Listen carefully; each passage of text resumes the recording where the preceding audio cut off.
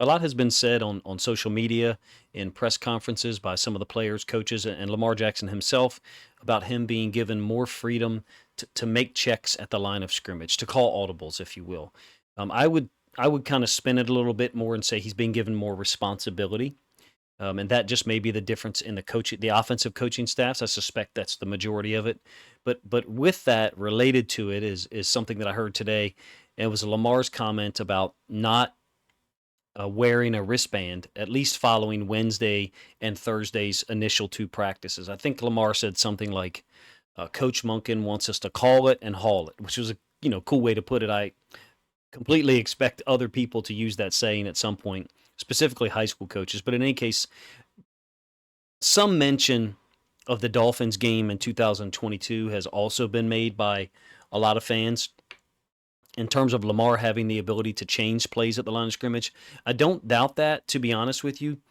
And I thought I've seen a handful of comments, maybe even Lamar has commented on it before. And in that game, I think I did see instances of it. So that's where I'll start. This video is the Dolphins game from last year, at least one play in particular. I'll let this run multiple times. I thought the checks in that game were on run plays from memory, and this is the only one that I'm choosing to show because it's really the only one that I can remember.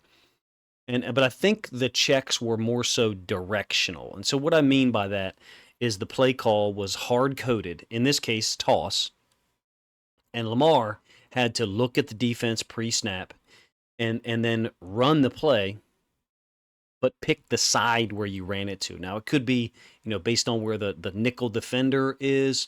It could be based on where you have a 9 technique. In this case, it looks like you have 2 9 techniques, and the ball is on the left hash for the offense. So you certainly have the field to this side, which is the direction that Lamar ends up running it. So perhaps the direction of this play was predetermined, and Lamar was just making it look like an audible. I don't think so. If memory serves, I recalled 3 plays in this game where it looked like we were making a check by direction. Now, it's a common practice for option teams. It's not exclusive to them, but it's a common practice for option teams to make a play call, a concept, and then have the quarterback come up and look for a particular side. If we're running midline, look for the 3 technique. If we're running toss, look for maybe a head-up DN instead of a 9 technique. There were other situations in 2022 where I thought Lamar or Tyler Huntley appeared to be making checks at the line of scrimmage. This is the main one that stuck out in my memory. But what they're talking about so far is not a directional audible. It's Lamar having the ability to go to the line and change the play specifically to a different play. I'll let some pictures run while we go through some of this and offer a couple of ideas that I have in terms of what I think might be going on. And some of this is speculative, so feel free in the comment section to let me know if you think I'm off base. Based on what we're hearing from minicamp and then now training camp, the fact is Lamar is being given not only the freedom to change plays, but I think when they talk about him not wearing a wristband for certain periods of practice, I think that's, in a way, him being given more responsibility. And I'll try to explain it in 2 ways. First, my suspicion is what they're doing is training the quarterbacks, I mean, Lamar primarily, but all the quarterbacks, to make particular checks based on what they're seeing in a certain situation. So my guess is they're probably previewing these situations in the morning meetings with the quarterbacks and then saying something like this. This is an example. Hey, when we go 11 personnel and we put bunch to the boundary, if the defense doesn't roll a safety down, let's run stretch to the boundary. Not saying that that's necessarily what the Ravens are going to do, just using it as an example. And then add a tag on the end of it for the quarterback, unless it's 3rd and long. I mean, if it's 3rd and 9, we don't want to run stretch. So what they're doing, if you ask me, is trying to simulate some of the decisions the quarterbacks might have to make in the game with the ways that defense might try to match the formations the Ravens line up in. Now, keep in mind for this that practice is scripted by the entire staff, but the offensive coordinator and defensive coordinator have to communicate in these situations and talk about, okay, on this 4th play, it's going to be 3rd and 4 from the left hash, and defensively, what coverage are you going to call? Because this is the formation we're in. So what they're doing is they're trying to as a staff, test certain players, put them in stressful situations, see how they respond. They do that with the entire roster. In this case, what Lamar was asked about, I believe, and I didn't listen to the entire press conference, but what he was asked about was not wearing a wristband. The offensive staff, I think, is trying to put him in. They're preparing him for a situation in pre-practice meetings, and they know it's going to come up.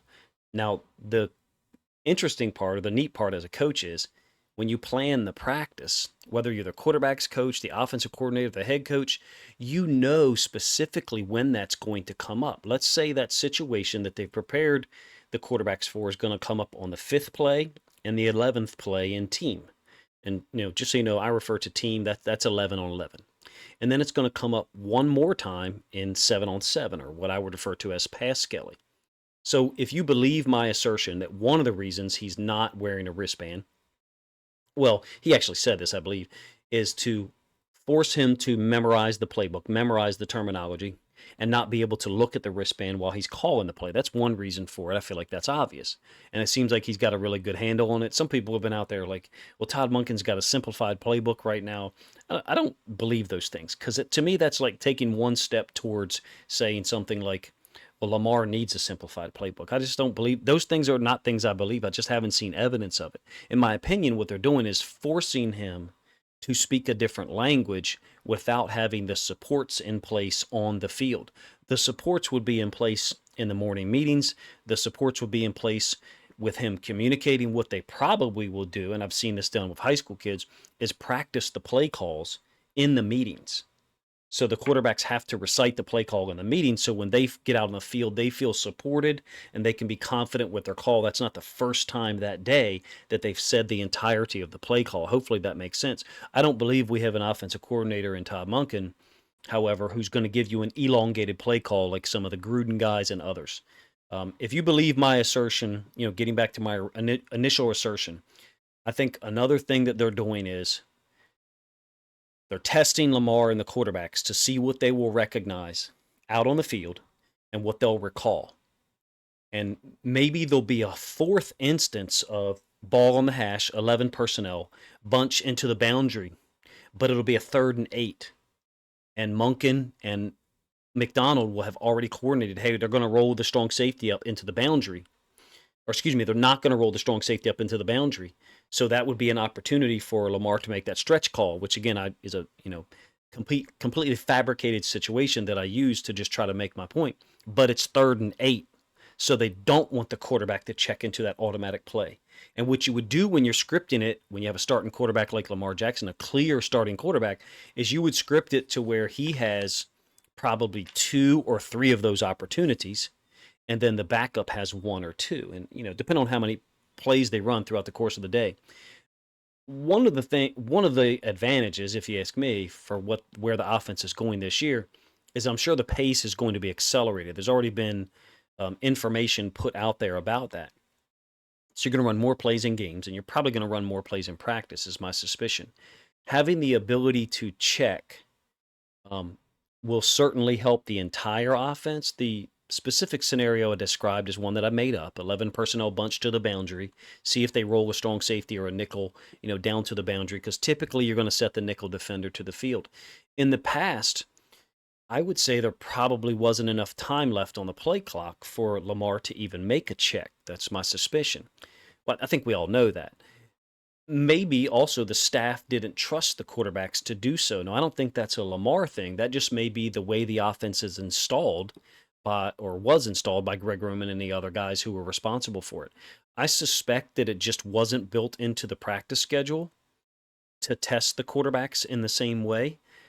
Part and parcel to that, I will say this, is that our defense with the Ravens now is far more multiple in terms of coverages under Mike Macdonald than they were coverage-wise under Wink Martindale. I think they can present a more complete set of looks, a more variable set of looks in training camp to the starting offense than Wink Martindale's defense could, because we generally played so much man-free and cover zero. That may be a simplification, an oversimplification, to be honest with you.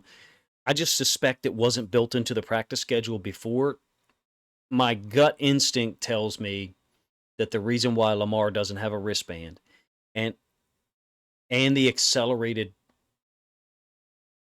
way that they're trying to get plays out, they're trying to play faster, play quicker, get to the line sooner, and expecting him to make audibles or make checks. I suspect that they're building some of those situations into practice specifically to see what Lamar can handle. Now, when you get to a game, you may actually have the wristband out there, so there's less thinking for him. But in these situations, you may actually want him to be thinking because you're trying to see what he can handle overall. It doesn't mean anything about Lamar. It just means there's a new offensive coordinator and he wants to find out himself.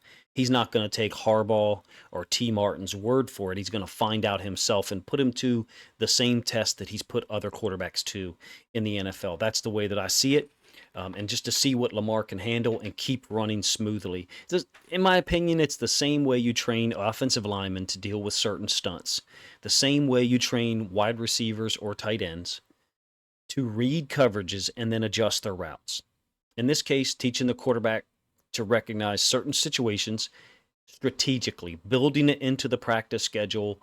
I think asking Lamar to memorize the play calls and not have the wristband to rely on, to me, is an indicator that there's other things being built into the schedule that are just different from the way things were done before. I'm not talking about pass play concepts. I'm talking about the way practice is structured and what they're asking the quarterbacks to recognize. It sounds like to me the Ravens are training the quarterbacks across multiple levels. You got your regular offense, the hurry up offense, the red zone, which apparently had a lot of trouble Thursday with the defense, which is great to hear if you ask me. And then possibly scripting these situations, if you believe anything of what I'm saying, possibly scripting these situations where they've got to change the call at the line of scrimmage based upon a certain thing that they recognize. I think the no wristband thing was intentional for a period of time. I had no idea how often they're doing it. It sounds like he has, and these are pictures from this year, except for maybe the first one, because it looks like a different jersey color. But he doesn't have a wristband on in any of these. I'm sure they're building in directional audibles, fake audibles. Some people think that 2 or 3 of the audibles Lamar called against the Dolphins last year were fake. I don't believe that. It's not like Lamar and Tyler Huntley have never done these things before in college. I think the staff is being very intentional scripting these situations for the quarterback to recognize, and probably the same thing for the defense, to be honest with you, on the other side. Installing their terminology, forcing the quarterbacks to use the terminology without looking at the wristband. If you've ever learned a different language, a second language, you would be surprised how much you've memorized if you don't use it. Personally, myself, just 2 days ago, I had to utilize Spanish in a way to help someone that I haven't done in years, and I was shocked at what I was able to recall. I think that Lamar and these guys are being asked to memorize it with supports, in their morning meetings, and then go out on the field and apply it with that support removed. And I think what that does is builds the quarterback's confidence, builds the confidence in the quarterback from everyone else, and then expands what the offensive coordinator can ask of the quarterback on a daily basis. To me, it just really levels the whole offense up one day or one check at a time. And I can't prove any of this, obviously, but I suspect that's what the Ravens, Lamar Jackson, and Todd Monken are doing. It sounds like the defense had a pretty good day today, like I mentioned before, especially in the red zone. Reportedly, the Ravens, I guess, were 1 of 9 converting from the 5-yard line in. Sounds like Nelson Aguilar beating Marlon Humphrey for a touchdown was the only win from that situation, the 1 out of the 9. I think there's a lot to be said for that because there's certainly far more heralded weapons, OBJ, Bateman, Zay Flowers, Mark Andrews on the field, but I think a guy like Aguilar is someone who's going to get favorable matchups. You guys let me know what you think of the video. Obviously, at least part of this was speculation for me, based on the reports from practice, player quotes from multiple days, including Lamar today, and then a little bit of my own experience in seeing how things are scripted in practice to put players in position, simulate game moments, to develop them on either side of the ball, see how they react, and then adjust your schedule perhaps the ensuing day based on how they responded. That's how I see training camp evolving for the Ravens, or I should say improving, because we didn't see evidence of those things in the regular season last year, and if we didn't see evidence of them in the regular season, we have to conclude that things were not taught in that manner in training camp and in practice once the season started. I think there's just a different level of instruction going on, and it from Morgan Moses to Lamar Jackson to everyone who's commented on it in a very respectful and professional way, Mark Andrews included.